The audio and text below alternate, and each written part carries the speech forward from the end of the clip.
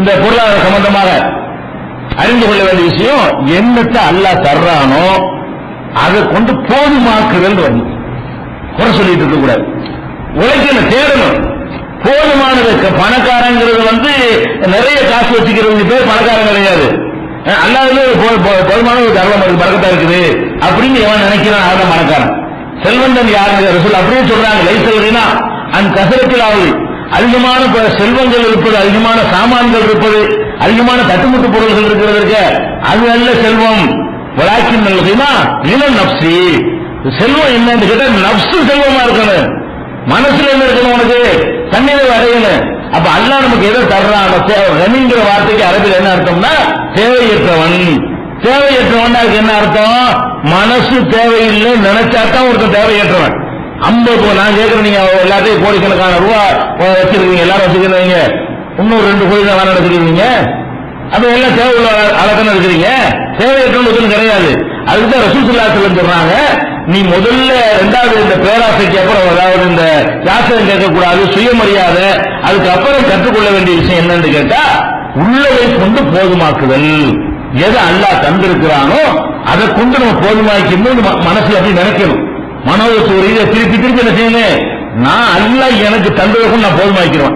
அவன் கஞ்சி குடிக்கிறதுக்கு கஞ்சி தான் குடிப்பேன், பிரியாணி அளவுக்கு பிரியாணி தான் போடுவேன். சாதாரண 100 ரூபாய் சட்டை எடுக்கிறவங்க காசு தந்தா அதுதான் நான் எடுப்பேன். நான் 500 ரூபாய் சரிக்கு நான் ஆசைப்பட மாட்டேன். எனக்கு எல்லாம் என்ன தர்றானோ அதுக்கு தகுந்தவாறு என் வாழ்க்கை வச்சுக்கிறேன். இது வந்துருச்சுன்னு சொன்னாலேயே நம்மளுக்கு நிறைய பொருளாதார சம்பந்தமான மேட்டர்கள் நினைஞ்சிடும் அடிபட்டு போய் நிறைய பேர் பார்த்தோம்னு சொன்னா இந்த ஒரு எண்ணம் இருக்காது, போதுமான தன்மை என்ன செய்யாது, இருக்காது. நல்லா என்ன கொடுத்தானோ அதுக்கு மேல சக்திக்கு மீறி எல்லாம் போய் கடனை வாங்குறது, சக்திக்கு மீறி எல்லாம் வந்து என்ன செய்யறது, பிரிட்ஜ் கடை, அது கடை, டிவி கடை, அவங்க கடை, இவங்க கடை, மண்டே அது மாதிரிலாம் பார்த்துட்டு இருக்கோம். அதுதான் ரசூல் ஸல்லல்லாஹு அலைஹி வஸல்லம் சொல்றாங்க, நீங்கள் கனாத்துன்னு சொல்லக்கூடிய போதும் என்ற மனதை உங்களுக்குள்ள என்ன செஞ்சுக்கிறீங்க, அந்த எண்ணத்தை வளர்த்துக் கொள்ளுங்க. அது அப்லஹ மன் அஸ்லம, யார் ஒருத்தன் இஸ்லாத்தை ஏற்று ஒரு ருசிக்க கபாபன், போதுமான அளவுக்கு பசி இல்லாமல் உணவளிக்கப்பட்டு கண்ணாவுள்ளாக ஆத்தாகும், எதை அல்லாஹ் கொடுத்தானோ அதிலே போதும் என்ற மனசையும் பெற்று விட்டானோ அவன் வெற்றி பெற்று விட்டான். வெற்றி பெற்றவன் யாருன்னு கேட்டா முஸ்லிம்கள் கண்டிப்பா இஸ்லாத்தை ஏற்றுக்கணும். இஸ்லாத்தில் ஏற்றுக்கொண்டு அதே நேரத்தில் பசி இல்லாமல் போதுமான உணவையும் பெற்று அதுவே எனக்கு போதும், அல்லாஹ் எனக்கு என்ன தந்திருக்கான கூழ் தான் குடிக்கிறதுக்கு தந்திருக்கிறானா, கூழ வயிறார குடிச்சிட்டீங்க அது எனக்கு போதும் அப்படின்னு நினைக்கணுமே தவிர நம்மள்ட்ட இல்லாத கூழுக்கு தான் வசதி இருக்கும் போது நம்ம சிக்கனுக்கு சிக்கி போய் ஆசைப்படக்கூடாது. நம்மளுக்கு அல்லாஹ் கூழ் தான் தந்தா செய்யணும், கூழ் அல்ஹம்துலில்லாஹ் அல்லாஹ் தந்திருக்கிறான் அப்படின்னு நினைச்சுக்கிறேன். நம்மள்ட்ட காட்டன் துணிக்கு தான் வசதி இருந்தா அது திருப்பி தெரிஞ்சுக்கிறேன். நம்மள்ட்ட என்னத்துக்கு ஒரு ஹவாய் செருப்பு போடுறதுக்கு தான் அல்லாஹ் வசதி தான் செய்யணும், அதை வச்சுக்கணும். சைனா பொருள் வாங்குறதுக்கு அல்லாஹ் வசதி தந்தா நம்ம நினைச்சக்கூடாது, வேற பொருள் ஆசைப்படக்கூடாது. 100 ரூபாய் 50 ரூபாய் வாட்சி வருதுல அது கட்டுறதுக்கு தான் அல்லாஹ் வசதி தந்தா அதையும் கட்டிக்க. நீ 50 ரூபாய் வசதி உள்ள ஒரு ஆளு 5000 ரூபாய்க்கு வாட்சி வாங்கணும்னு நினைக்கிற, அல்லாஹ் உனக்கு என்னத்தை தருகிறானோ அது உள்ளுக்கு வாழணும். போதுமன்றது என்னது, என்னத்தை தந்திருக்கிறானோ அது உள்ளேயே வாழணும்னு நினைச்சாதான் யாசிக்கவும் மாட்டீங்க, தில்லுமுள்ளு பண்ணவும் மாட்டீங்க, கடன் வாங்கவும் மாட்டீங்க, மோசடி பண்ணவும் மாட்டீங்க. எதை தருகிறானோ அது போய் நான் வாழ்ந்து காட்டுவேன்.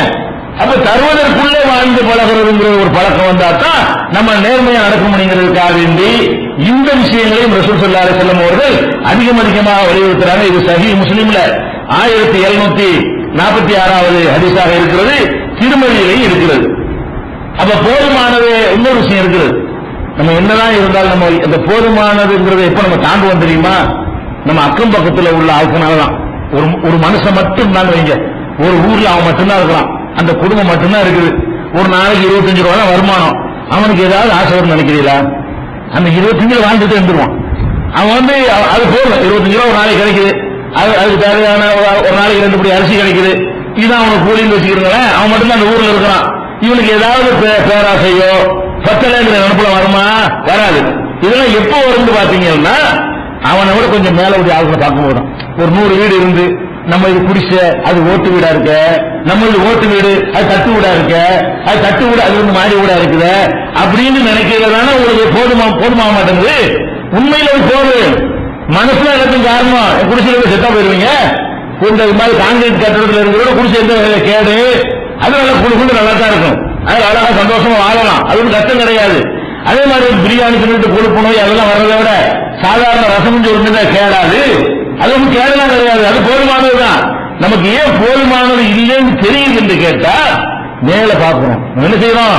நம்மளையும் பார்க்கணும், அவனையும் பார்க்கணும். நம்மளோட இவன் படிச்சான், ரெண்டு ஒன்னதான படிச்சோம், ஒன்னதான கடைக்கு சம்பளத்துக்கு இருந்தோம், ஒன்னதான ஒரு ஊர்ல வேலை பார்த்தோம், ஒன்னதான மாசோட ஓடணும் இப்படின்னு வச்சுக்கிட்டு நாம இப்படி அவங்ககிட்ட அப்படி இருக்கிறானே, இதான் மேட்ரு.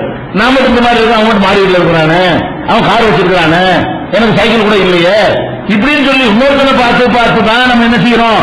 இருக்கிறது போகலன்னு நினைக்கிறோமே தவிர நம்ம மட்டுமே இருக்கிற ஒரு உலகமாக இருந்தால் அது என்ன கிடைக்கிறது போதும் நினைச்சிருவோம்.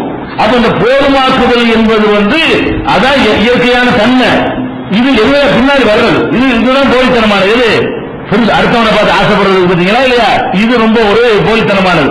அதுதான் ரசூல் ஸல்லல்லாஹு அலைஹி வஸல்லம் சொல்றாங்க, நீங்க இந்த போதுமானது இதுவே எனக்கு போதுன்ற வாழ்க்கை வாழ நினைச்சா உங்குரு இல்லாமல் அசுபலம் இருக்கும். நீங்க உங்களுக்கு கீழே உள்ளவங்களை பாருங்க. எல்லாரும் கலந்து காட்டிலே வர முடியும், நான் போதுமாக்கி கொள்ள போகிறேன் அதனால நான் காட்டுக்கு போகிறேன்னு போக முடியுமா? போதுமாக்கணும் மக்கள் மத்தியில் இருந்துதான் போதுமாக்கணும். மக்கள் மத்தியில் இருக்கும் பொழுது மேல உள்ளவன் இருக்குதான் செய்வான், கீழே உள்ளவன் இருப்பான். நீங்க எதனால போதும் உங்களுக்கு தெரியல, மேல உள்ளவனை பாக்குறீங்க. நீங்க மேல உள்ளவனை பாக்குறீங்க, உங்களுக்கு மேல 1000 பேர் இருந்தா உங்களுக்கு கீழே 10,000 பேர் இருக்கிறானே.